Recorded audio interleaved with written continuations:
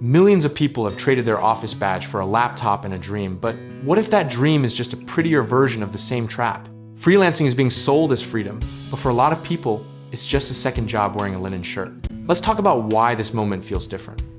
Remote work normalized the idea that your output matters more than your location. And suddenly, every skills platform, every YouTube guru, and every LinkedIn carousel was screaming that you could charge your worth and fire your boss.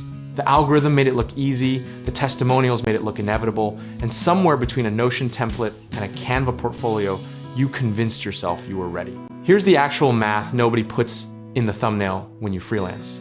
You are simultaneously the product, the sales team, the accountant, the customer service department, and the person who forgot to send an invoice for 6 weeks. That's not a side hustle.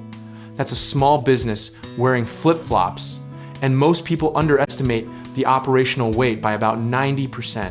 The optimism wave hit hard around 2020 and 2021, when quit your job content was getting millions of views and Fiverr was running Super Bowl ads. Now, in 2025, the tone has shifted dramatically. Platforms are saturated.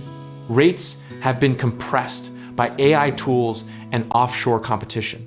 And a lot of the folks who made the leap 3 years ago are quietly updating their LinkedIn to say, open to opportunities. Psychologically, this hits different than a regular job loss because you chose this, and that choice makes every slow month feel like a personal failure rather than a market condition. Robert Kiyosaki once said that the richest people in the world build networks. And while he was talking about something else entirely, the freelancer who builds no network is essentially building a sandcastle at high tide. But let's not throw the baby out with the bathwater, because some people genuinely are thriving. Designers, developers, consultants, and writers who niche down hard and built real client relationships are pulling in more than they ever did at their day jobs. The difference between them and the burnout cases is almost never talent. It's systems, boundaries, and the refusal to take every project that comes through the door. Historically, every major economic disruption, the dot-com era, the 2008 recession, the pandemic, produced a freelance boom followed by a freelance correction, and we are living inside that correction right now.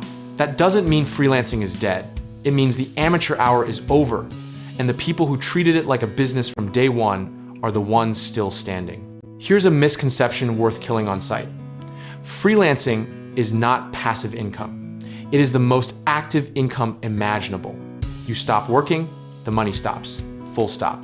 The people selling you the 4-hour work week while sipping matcha lifestyle are ironically working 60 hours a week selling you that idea. The practical lesson history keeps teaching us is that the fastest path to sustainability is picking one service, one audience, and one offer, and then getting so embarrassingly good at it that people refer you without thinking. Moderate your risk by keeping your day job until freelance income consistently replaces at least 70% of your salary for 3 consecutive months, not 3 consecutive good weeks. Discipline here means not celebrating a $10,000 month and immediately quitting your job. It means building a cash reserve, raising your rates methodically, and treating client acquisition like a process you run every week, regardless of how full your pipeline looks. Position size matters. Don't bet your entire financial life on one anchor client who represents 80% of your revenue, because that's not freelancing. That's just employment with extra steps and no health insurance. The irony at the center of all of this is almost poetic. People leave jobs to escape being controlled and then immediately let their clients control their schedule, their boundaries, and their self-worth, sometimes in ways far worse than any boss ever did. True freelance freedom isn't about working from a beach. It's about having the leverage to say no, and that leverage takes time, reputation, and savings to build. So is freelancing the fastest path to quitting your job? For a disciplined, niched, system-driven person, yes, genuinely. For someone who equates freelancing with not having a boss, without understanding that the client becomes the boss, the market becomes the boss, and the algorithm becomes the boss, it might just be the fastest path to a very expensive lesson. Here's the philosophical bottom line. Consistency and positioning beat conviction every single time.